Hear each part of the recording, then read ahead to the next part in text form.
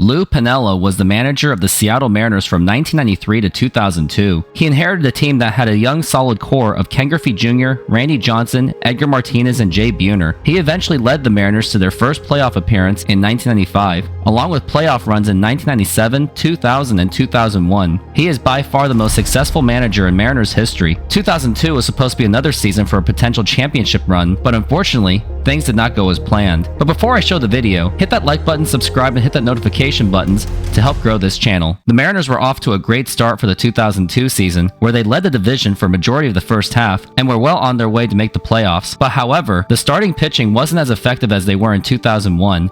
Notable key offensive players in Brett Boone and Mike Cameron regressed from the previous season. Edgar Martinez missed most of the first half due to a hamstring injury, and off-season acquisitions of Jeff Cirillo and James Baldwin did not meet expectations. Due to all these issues, the Oakland A's and Anaheim Angels were catching up to the Mariners, where they maintained a slim lead in the division, and it was clear that the Mariners needed to make moves to improve the team at the trade deadline. In the 2002 trade deadline, the Oakland A's made a move to acquire Ricardo Rincon to strengthen their bullpen, and the Mariners didn't make any legitimate moves to improve the team. Mariners ownership faced heavy criticism, including the statement from Edgar Martinez, where he stated, "I see every other team getting their team ready for the last couple months. They're getting some help to make it to the playoffs. Sometimes it is a little frustrating when our team can be improved and we don't make a move." Later on, Mariners CEO Howard Lincoln went on to make a statement that really did show what his intentions were on how to run the Mariners. The goal of the Mariners is to not win the World Series.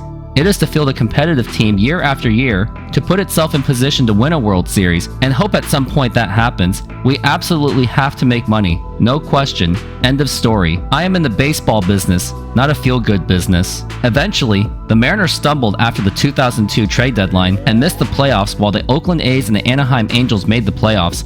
Ultimately, the Angels won the 2002 World Series. World champions!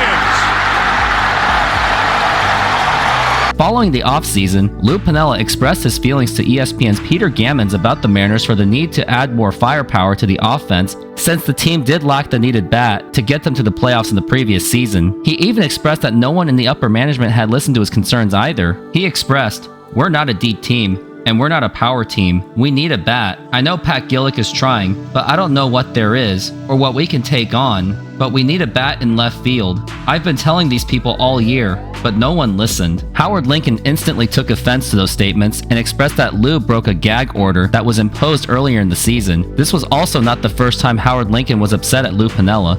During a series in Houston in 2002, Lou was asked by a Houston reporter about the Randy Johnson trade, where the Mariners and the Astros made that deal in 1998. Lou stated, "They were trying to win the World Series, and they thought Randy would be a major factor.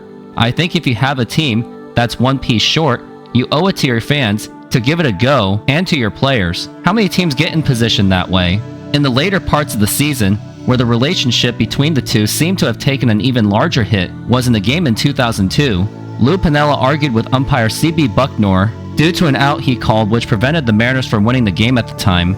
Although the Mariners won, Howard Lincoln made these following statements, stated in Lou Piniella's book: "You can't have prima donnas out there." Those statements would seem to break the camel's back in their relationship, hence why Lou would make those statements to Peter Gammons at the end of the season. At that point, the relationship was broken, since Lou's requests for the team's improvements were constantly denied, and Howard Lincoln felt insubordination from Lou Piniella. Ultimately, he was traded to the Tampa Bay Devil Rays for star left fielder Randy Winn. The Mariners then hired Bob Melvin as their new manager, and the Mariners not only went on to miss the playoffs again in 2003, they would also go on years of futility for many years to come, and Howard Lincoln remains to be part of the Seattle Mariners as a board member, even after the ownership change of 2016. Thanks for watching. This was another video I wanted to do for a long time, as I want to continue to expose the incompetence of the Mariners upper management and give fans the understanding why the Mariners have been a struggling franchise for years. Here are some more videos to explain more about their incompetence, and if you like this video, be sure to like and subscribe.